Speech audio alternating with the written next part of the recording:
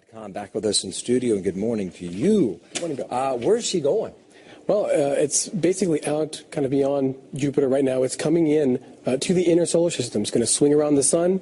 It's going to flare up, hopefully be one of the brightest things we've seen in the night sky. So it's not coming near the planet Earth? It will be nearest Earth after it swings past the sun in December. Still millions of miles away, no threat to our planet. I got you. Okay, so that's taken care of. Yeah. I'm reading through your comments here, Tariq. You say most promising, unpredictable, but promising yet again. Yes. In what sense is it promising? Well, this promises to be the brightest comet we've seen in the night sky in years, if possibly even decades. That's why NASA, other scientists are calling it the comet of the century. They don't know if it will perform. They don't want to basically say it's going to happen and then something happens with the comet on the way in. It breaks apart. It fizzles out. It burns up by the sun. That could happen. Mm-hmm. So if it survives that pass through the sun in November, then on Thanksgiving night, we could see something really... So we have some time to watch this thing still. Exactly, yeah. It's still very far away. It'll get brighter in the night sky soon. It'll be this summer, maybe visible to the naked eye. Really? Yeah. Okay, so we don't need a telescope? We don't need Hubble? We can go in our backyards and watch this? That's the best thing about this. Starting in September, leading all the way up to Christmas, it should be an amazing night sky sight. Its tail, long now, could stretch across the night sky if it. What would we see if it behaves and acts the way you expect it to? Well, if it flares up, it would start out as a bright kind of fuzzy speck in the night sky. As it gets closer and closer to the sun in November, it would just get bigger. The tail would sweep out. Possibly covering much of the sky. It could be brighter than the full moon at night, and it just could be just an awesome experience. It'd be really cool to watch then. I mean, this could be quite spectacular. This to me is probably the sky watching event of the year. Well, let's hope it lives up to its title, the Comet of the Century, and happy anniversary to Hubble. That's right. 23 years old today. That's right. Thank you, Tariq. Tariq Malik, thank you very much. Thanks. Martha Wisner. Anticipation is building as Comet ISIN plunges into the inner solar system for a close encounter with the sun in November 2013. Blasted at point-blank range by solar radiation, the Sungrazer will likely become one of the finest comets in many years.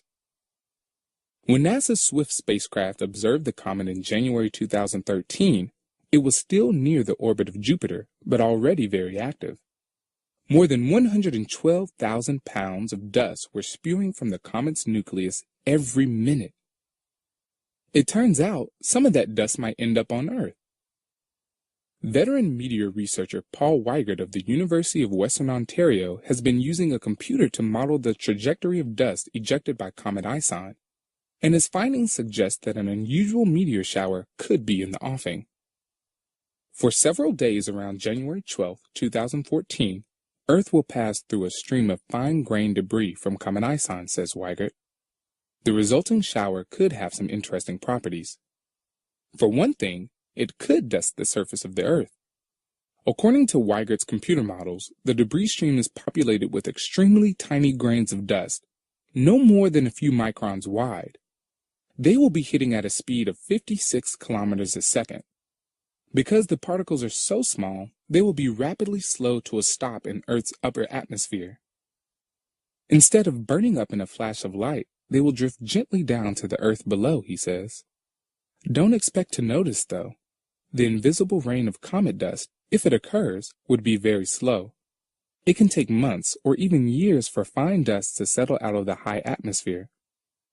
Another unusual manifestation of the shower could be noctilucent clouds. Noctilucent clouds are electric blue clouds that float high above Earth's poles. Recent data from NASA's AIM spacecraft suggests that they are seeded by space dust. Tiny meteoroids act as nucleating points where water molecules gather.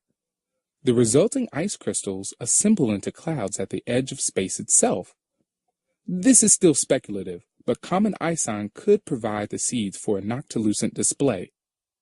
Electric blue ripples over Earth's polar regions might be the only visible sign that a shower is taking place.